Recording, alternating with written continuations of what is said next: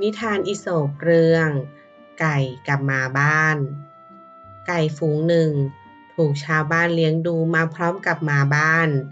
พวกมันอยู่ด้วยกันอย่างดีเสมอมาต่อมาหมาบ้านได้ออกไปเที่ยวป่าเจ้าของบ้านพากันตามหาแต่ไม่เจอจึงต่างคิดว่าตอนนี้มันนั้นคงตายไปแล้วหมาบ้านเมื่อเดินหลงทางเข้ามาในป่าก็พบเข้ากับหมาป่าและหมาจิ้งจอกทั้งสามตกลงเป็นเพื่อนกันหมาบ้านไม่รู้ว่าจริงๆแล้วนิสัยของทั้งสองตัวเป็นอย่างไรไม่นานหมาบ้านก็เริ่มคิดถึงบ้านของมันจึงพูดกับหมาป่าและหมาจิ้งจอกว่าข้าอยากกลับไปเยี่ยมบ้านของข้าพวกเจ้ามากับข้าดีไหมข้าจะพาไปรู้จักเพื่อนเก่าของข้าหมาป่ากับหมาจิ้งจอกมองหน้ากันแล้วแสยะยิ้มแน่นอนเราอยากเจอพวกมันมากเมื่อทั้งสามเดินทางมาถึงหมู่บ้านหมาป่ากับหมาจิ้งจอกมองไปรอบๆอย่างสนใจไม่นานพวกมันก็เห็นฝูงไก่กำลังจิกหาอาหารอยู่กลางลานบ้านหมาป่ากระซิบกับหมาจิ้งจอกว่าอาหารชั้นดีเลยนะเจ้านั่นพาเรามาถึงที่แล้วหมาจิ้งจอกพยักหน้าเห็นด้วยก่อนพูดขึ้นเสียงดังว่า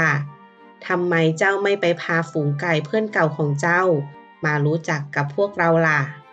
หมาบ้านดีใจที่จะได้แนะนำเพื่อนสองกลุ่มให้รู้จักกันมันจึงรีบวิ่งไปหาไก่ด้วยความตื่นเต้น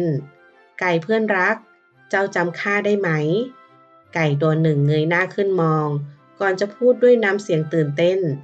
จำได้สิข้าเป็นห่วงเจ้ามากเจ้าหายไปตั้งนานถ้าเช่นนั้นเจ้าไปทำความรู้จักกับเพื่อนใหม่ของข้ากันเถอะหมาบ้านกล่าวอย่างภูมิใจ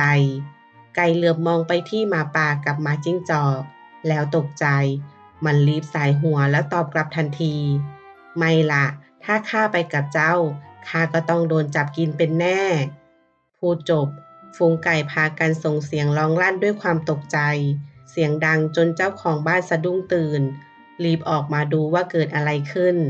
เมื่อเจ้าของบ้านเห็นหมาป่ากับหมาจิ้งจอกเขาตะโกนขึ้นเสียงดังหมาป่าหมาจิ้งจอกพวกมันจะมากินไก่ของข้าแน่ๆเขารีบคว้าปืนแล้วยิงขึ้นฟ้าเสียงดังสนั่นหมาป่ากับหมาจิ้งจอกสะดุ้งตกใจรีบหันหลังวิ่งหนีเข้าป่าทันที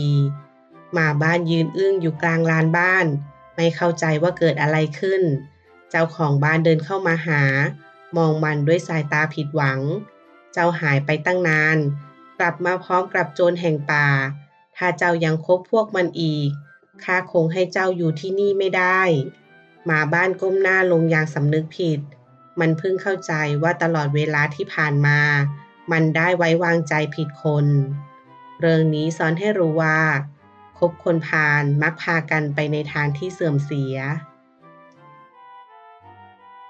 หากใครชอบคลิปนี้ก็อย่าลืมกดถูกใจ